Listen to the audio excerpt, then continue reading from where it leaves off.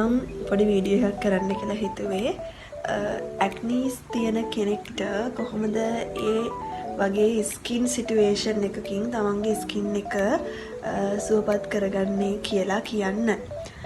ඇත්තටම මගේ තියෙන්නේ හරිම සෙන්සිටිව් ස්කින් එකක්, ඔයිලි ස්කින් එකක්.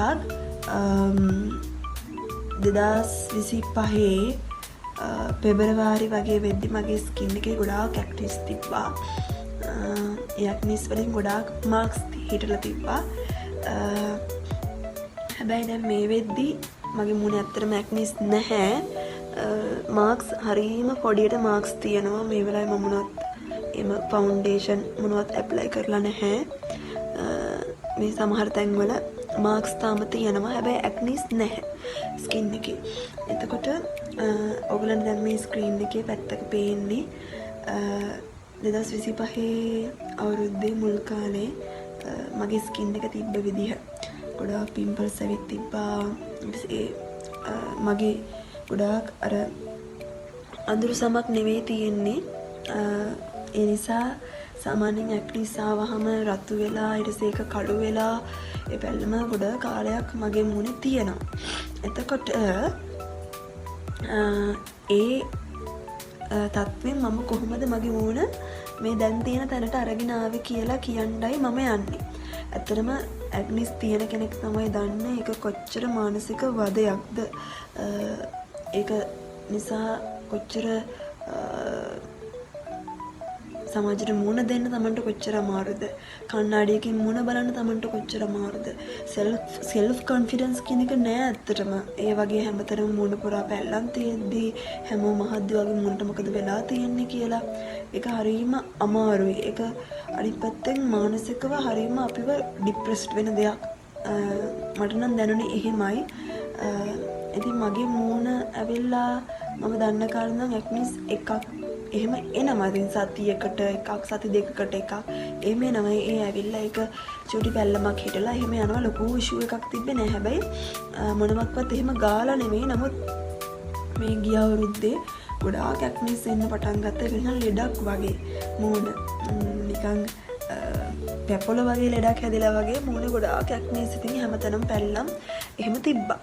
එතකොට මමත් ඉතින් ඔය සෝෂල් මීඩියා වල එක එක ඇඩ්වර්ටයිස් කරන ප්‍රොඩක්ට්ස් දැකලා ඒවා try කරලා බැලුවා. හැබැයි මගේ ස්කින් එක සුවපත් වෙන්න ඒ දේවල් වලින් නම් ඇත්තටම උදව්වක් වුණේ නැහැ. ගොඩාක් ඇඩ්වර්ටයිස් කරනවනේ ඇක්නිස් වලට හොඳයි, මාක්ස් නැති වෙන්න හොඳයි.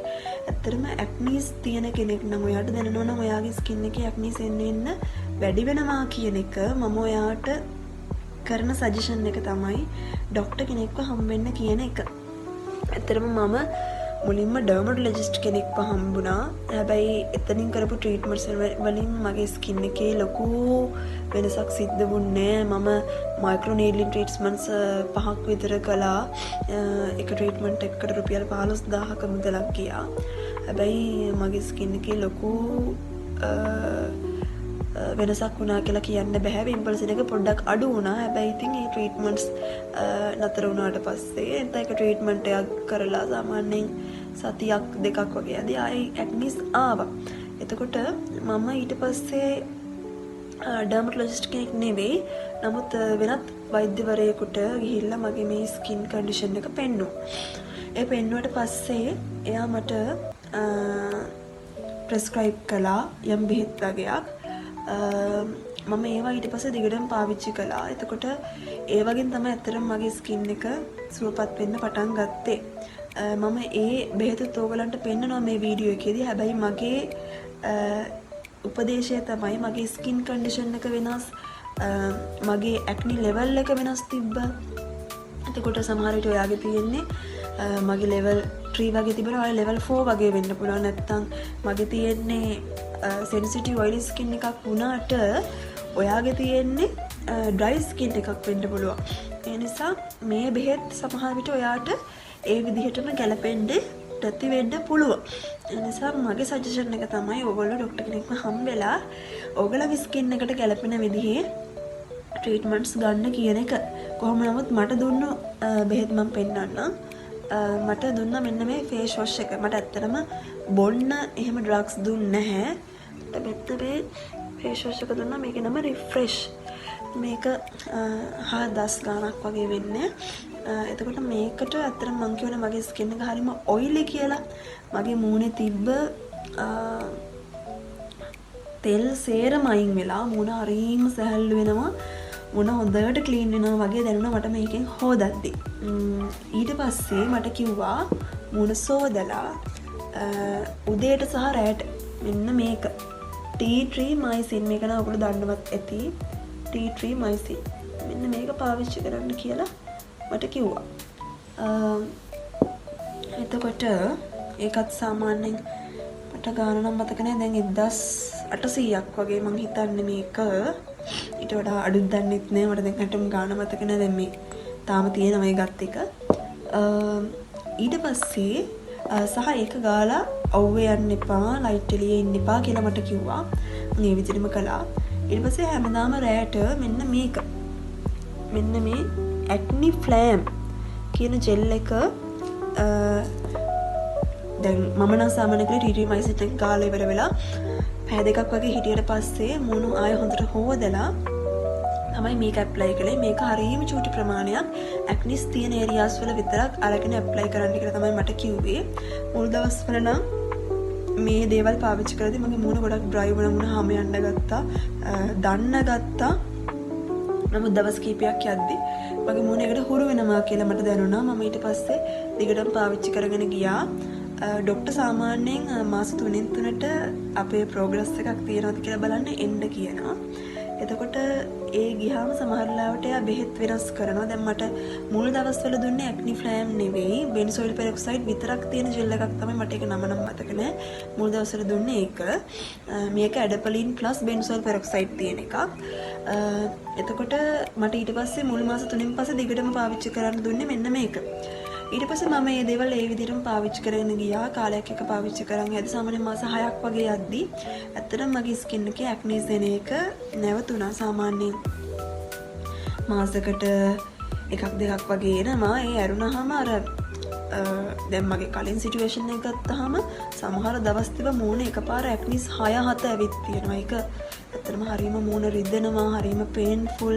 අනිත් අතට සමාජෙට මූණ දෙන්න බෑ, මිනිස්සුන්ට මූණ දෙන්න බෑ. මට මාව කැතයි කියලා හැගෙනවා. කන්නඩියකින් මූණ බලන්න බෑ. මං හරි අවලස්සනයි කියලා හිතනවා. හැමතැනම පැල්ලම්, හැමතැනම මාක්ස්, හැමතැනම මූණේ රතු වෙලා එක්ක කළු වෙලා. ඉතින් මාස 6ක් විතර යද්දී මූණේ තියෙන අලුතෙන් ඇක්නිස් එන ගතිය නැති වුණා. ඊට පස්සේ පැල්ලම් ටිකින් ටික නැකිලා යන්න පටන් ගත්තා. එතකොට ඔය අතර වාරේ මම තව පාවිච්චි කරපු දේවල් ටිකක් තියෙනවා. මම මුලින්ම ඒ කියන්නේ මේ බෙහෙත් ගන්න කලින් වගේ මම ඇත්තටම පාවිච්චි කළා මේ Facebook එකේ හැමතැනම දාලා තියෙනවා දැක්කලා හොඳයි කියලා දැක්කලා ඕඩිනරි ලගේ නයිසිනමයිඩ් සීරම් එක මම පාවිච්චි කළා. හැබැයි අනේ මට නම් ඒක හරි ගියේ නැහැ.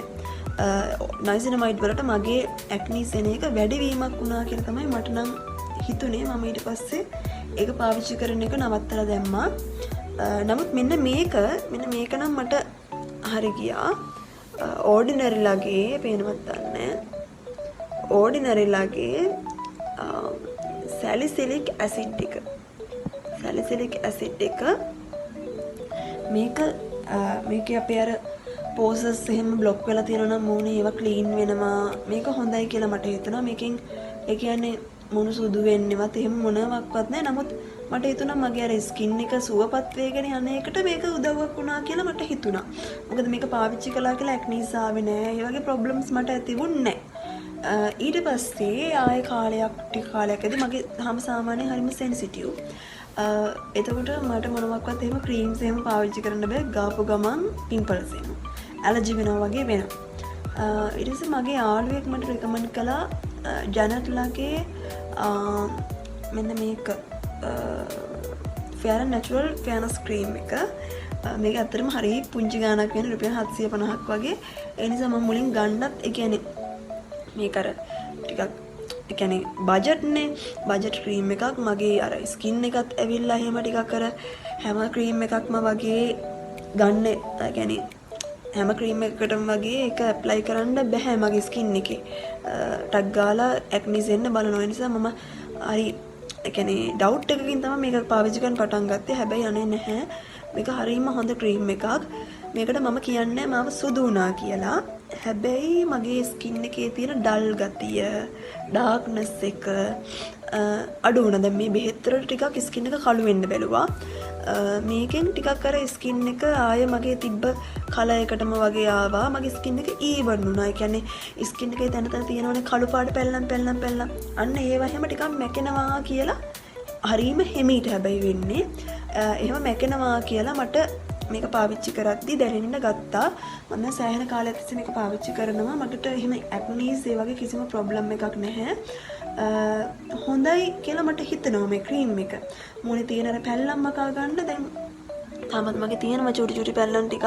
හැබැයි ගොඩාක් නැහැ. ගොඩාක් මැකිලා තියෙන්නේ දැන්. එතකොට ඒ තත්ත්වෙට මගේ ස්කින් එක ගන්න මෙයාත් ලොකු උදව්වක් මට කළා කියලා මට හිතෙනවා. මීට අමතරව මම මේ කඩල පිටි පැක් එක පාවිච්චි කළා. ඒකත් ගොඩාක් හොඳයි. මූණට හරීම සනීපයි කඩල පිටි පැක් එක. දැම්මහම ඒක YouTube එකේ ඇති ඔයගොල්ලෝ සර්ච් කරලා බලන්න විවිධ විදිහට හදනවා. කඩල පිටි පැක් එක පාවිච්චි කළාම මට දැනෙනවා මගේ ස්කින් එක හරි ස්මූත් වුණා, සිනිදි වුණා, මූණ එළිය වුණා, බ්‍රයිට් වුණා වගේ දේවල් ටිකක් මට දැනුණා. හරිම හොඳ දෙයක් විදිහට මම ඒකත් යෝජනා කරනවා. ඉතින් ඒ වගේ දේවල් වලින් තමයි මගේ ස්කින් එක මේ තියෙන මට්ටමට මම අරගත්තේ. ඉතින් මට ඔයගලන්ට කියන්න තියෙන්නේ ඇක්නිස් වගේ දෙයක් එද්දී විවිධ දේවල් යෝජනා කරන්න පුළුවන්. සමහර කට්ටිය කියනවා සැලෝන් යන්න, ෆේෂල් කරන්න. එහෙම සමහර කෙනෙක්ට ඒක ස්කින් එකේ සිටුේෂන් එක ලෙවල් එක මත සමහර කෙනෙක්ට එකකින් යම් දෙයක් වෙන්න පුළුවන්. දැන් හැබැයි මගේ ස්කින් එක තිබ්බ ලෙවල් එක ගත්තාම මම ඇත්තටම ෆේෂල් එහෙමත් කළා. එහෙම ගිහිල්ලා කරලත් බැලුවා. හැබැයි අර හරිම සෙන්සිටිව් එහෙම ස්කින් එකක් නේ. එතකොට මට ෆේෂල් වගේ කළාම ටිකක් අර ඇක්නිස් වැඩි වෙන්න ගත්තා වගේ. මොකද බ්ලැක් හෙඩ්ස් වයිට් හෙඩ්ස් උනත් අයින් කරද්දි මොන ටිකක් තුවාල වෙනවා වගේනේ. ඒතර මට ටිකක් වැඩි වුණා වගේ වුණා. නමුත් දැන් මම බෙහෙත් වලින් මගේ අර ස්කින් එකේ තියෙන ටිකක් තුවාල වෙන ගතිය දැන් නැහැනේ. ස්කින් එක දැන් හොඳයි. අර පිම්පල්ස් එන්න බලන ගතිය, මුණ වේදනාව, රතු වෙන ගතිය ඒව නැහැ. එතකොට දැන් මම ෆේෂල් එකක් කරද්දි මට කිසිම ප්‍රශ්නයක් නැහැ. නමුත් අර කාලෙදි මම ෆේෂල් එහෙම කරද්දි මට ටිකක් ඒක ඒ තරම්ම ගැලපුන්නේ නැහැ කියලා තමයි මට නම් හිතුනේ. ඒ නිසා මම එහෙම ලොකුවට කරන්න ගියේ නැහැ. තව කෙනෙක් කියන්න පුළුවන් මොකක් හරි ක්‍රීම් එකක් පාවිච්චි කරන්න, ඒකෙන් ඇක්නීස් අඩු වෙන්න පුළුවන්. ඔහම විවිධ දේවල් කියන්න පුළුවන්. නමුත් ඇක්නීස් කියන්නේ මම නම් දකින විදිහට රෝගයක්. ඒක චර්ම රෝගයක්. ඇක්නීස් කියන්නේ චර්ම රෝගයක්. ඉතින් ඒකට ඒක බේසික් ලෙවල් එකේ තියෙනවා නම් සමහර විට මොකක් හරි ක්‍රීම් එකක් පාවිච්චි කළාම ඒ පැල්ලම මේකල එක හොඳ වෙනවා වගේ දෙයක් වෙන්න පුළුවන්. නමුත් ඇක්නිස් 3-4 තියෙනවා නම් නිතරම ඇක්නිස් එන්න බලනවා නම් එනවා නම් පැල්ලම් හිටිනවා නම් ඔය ඇඩ්වර්ටයිස් කරන එක ප්‍රොඩක්ට් පාවිච්චි කර ඉන්න එක නෙවෙයි හොඳම දේ. ડોක්ටර් කෙනෙක් හම්බෙලා ට්‍රීට්මන්ට්ස් ගන්න එක තමයි හොඳම දේ කියන එක තමයි මගේ නම් අදහස. එතනත් ඕගොල්ලෝ බලන්න සමහර විට ඕගොල්ලෝ මුලින්ම ට්‍රීට්මන්ට්ස් ගන්න ડોක්ටර්ගෙන් ඕගලන්ට ලොකු ප්‍රගතියක් නැති වෙන්න පුළුවන්. එතකොට දැන් මම මුලින් විශාල මුදලක් වියදම් කරලා තමයි ඩර්මටොලොජිස්ට් කෙනෙක් ළඟට ගියේ. නමුත් මට මේ ට්‍රීට්මන්ට්ස් වලින් ලොකු දෙයක් සිද්ධ වුණේ නැහැ. නමුත් ඒ ડોක්ටර් ඇප්ලයි කරන්න කිව්ව සමහර මෙඩිසින්ස් මම ඊට පස්සේ බෙහෙත් ගන්න ගිහපු ડોක්ටර්ත් මට ප්‍රෙස්ක්‍රයිබ් කළා. නමුත් එයාගේ එහෙම ලොකු මිල ගණන් නැහැ. හරීම අඩු මුදලක් තමයි ආය කරන්නේ. යා ඩර්මටොලොජිස්ට් කෙනෙක් නෙවෙයි. මම ඩර්මටොලොජිස්ට්ලා නරකයි කියනව නෙවෙයි. නමුත් මම කියන්න උත්සාහ කරන්නේ සමහර විට දැන් ඔයා ડોක්ටර් කෙනෙක්ගෙන් බෙහෙත් අරගෙන ඔයාගේ ස්කින් එකේ අඩුවක් නැත්තම් එතකොට සමහර විට ඒ ડોක්ටර් දෙන ප්‍රෙස්ක්‍රයිබ් කරන ඒවා ඔයාට ගැලපෙන්නේ නැත වෙන්න පුළුවන්. ඒතර වෙන තැනක් try කරන්න. අනිත් එක මොන විදිහේ බෙහෙත් පාවිච්චි කළත් ඔයා වැරදි දේවල් කරනවා නම් ඒ බෙහෙත් පාවිච්චි කරන අතරතුරේ එතකොට ඔයාගේ ස්කින් එක සුවපත් වෙන්නේ නැහැ. දැන් උදාහරණයක් විදිහට හිතන්නකෝ ඔයා ડોක්ටර් දෙයිලා තියෙන බෙහෙත් පාවිච්චි කරන අතරේ ඒ කියන විදිහට ඔයා පාවිච්චි කරනවා. හැබැයි ඒ අස්සෙන් ඔයා මොකක් හරි ඔයා පාවිච්චි කර හිටියා හරි ෆෙයානස් ක්‍රීම් එකක් හරි මොකක් හරි ගන්නවා. එතකොට ડોක්ටර් ඔයාට ඒ වගේ ක්‍රීම් එකක් ඔයාගේ බෙහෙත් අතර රෙකමන්ඩ් කරලා නැහැනේ. ඒ වගේ දේවල් කරන්න එපා. සමහර විට අර බෙහෙත් වලින් ඔයාගේ මූණ ඒ හදන්න ගන්න උත්සාහය සම්පූර්ණයෙන්ම නැති වෙලා යනවා වෙන්න පුළුවන් අර පාවිච්චි කරන ක්‍රීම් එකෙන්. ඒ නිසා මේ බෙහෙත් පාවිච්චි කරනවා නම් ඒකට ලෝයල් වෙලා ඒ පීරියඩ් එක ඇතුළත තමන්ගේ ස්කින් එක රිකවර් වෙනකම් බෙහෙත්ම පාවිච්චි කරන්න, වෙන දේවල් පාවිච්චි කරන්න එපා. ස්කින් එක පොඩ්ඩක් රිකවර් වුණාට පස්සේ ඔයාටම දැනෙන්න ගත්තට පස්සේ ඊට පස්සේ ඔයා මොන හරි ක්‍රීම් එකකට යනවා නම් ඒකත් හරීම පරිස්සමට පැච් ටෙස්ට් එකක් වගේ කරලා ඔයාට ඒකට යන්න පුළුවන්. බලන්න දවසක් ගාලා එතකොට දැනෙනවා දවසක් වගේ ගියාට පස්සේ ඒකට ඇක්නිස් එන්න වගේ බලනවා වහාම නවත්තන්න. ඉතින් ඒ වගේ තමන්ගේ ස්කින් එක ගැන හිතන්න, ඒකට ආදරය කරන්න. තවත් මට දෙයක් කියන්න ඕනේ. මේ මොනම තිබ්බත් වැඩක් නෑ. දැන් මට දැනුණ දෙයක් තමයි ගොඩක් මගේ ස්කින් එක සුවපත් වෙන්න මගේ මනස සුවපත් වීමත් බලපෑවා කියලා. ඔළුවේ එක එක ප්‍රශ්න තියෙද්දී, අපි දුකින් ඉද්දී, හිතේ ප්‍රශ්න තියෙද්දී ඒවත් ඇත්තටම සමහර වෙලාවට අපේ මූණෙන් අපේ ඇඟේ සංවේදී තැන් වලින් පිට කරනවා කියලා මට හිතෙනවා. මම දන්නේ ඒකේ විද්‍යාත්මක පදනමක්. නමුත් අපි හැම වෙලේම දුකින් ඉන්නවා නම්, ස්ට්‍රෙස් එකෙන් ඉන්නවා නම්, ලොකු මානසික ආතතියකින් ඉන්නවා නම්, ඊට පස්සේ නිදි මරනවා නම්, ගොඩාක් මහන්සි වෙනවා නම්, අන්න එතකොට අපේ ස්කින් එකෙන් ඇක්නිස් විදිහට ඒ දේවල් එළියට දානවා. අනිත් පැත්තෙන් අපි දැන් මගේ තියෙන ටිකක් උස්න එක. එතකොට අර ඒ වගේ ඇඟේ ඌස්නේ, ඇඟේ තියෙන රස්නේ, ඒකත් ඇක්නිස් වලට එක හේතුවක් වෙන්න පුළුවන්. දැන් මගේ උනත් තාම ඉස්සු වගේ දෙයක් කෑවොත් එහෙම අනිවාර්යෙන්ම ඇක්නි එකක් වගේ එන්න බලනවා. ඉතින් එහෙම දේවලුත් තියෙනවා. එතකොට ඒ දේවල් ගැන සැලකිලිමත් වෙන්න ඕනේ. සැලකිලිමත් වෙලා ස්කින් එක රිකවර් කරගන්න මහන්සි වෙන්න ඕන. හොඳට වතුර බොන්න, ડોක්ටර් කෙනෙක් හම්බෙලා බෙහෙත් ගන්න, ඒ බෙහෙත් අඛණ්ඩව පාවිච්චි කරන්න. ඒ වගේ ලොකු රූටින් ඕනේ නැහැ. සිම්පල් රූටින් එකක් මොනවා හරි Tamanට කලපන සිම්පල් රූටින් එකක් අනුගමනය කරලා ෆලෝ කරන්න. දකින හැමදේම අපිට කරන්න යන්න බෑ. ඒ දකින හැමදේම අපි කරන්න ගියොත් වෙන්නේ අපේ සල්ලි වගේම අපේ ස්කින් එක, අපේ මූණත් විනාශ වෙන එක. ඉතින් මේ වගේම තවත් ලස්සන වීඩියෝ එකකින් ඕගලම තවත් දවසක හම්බ වෙන්න. බයි.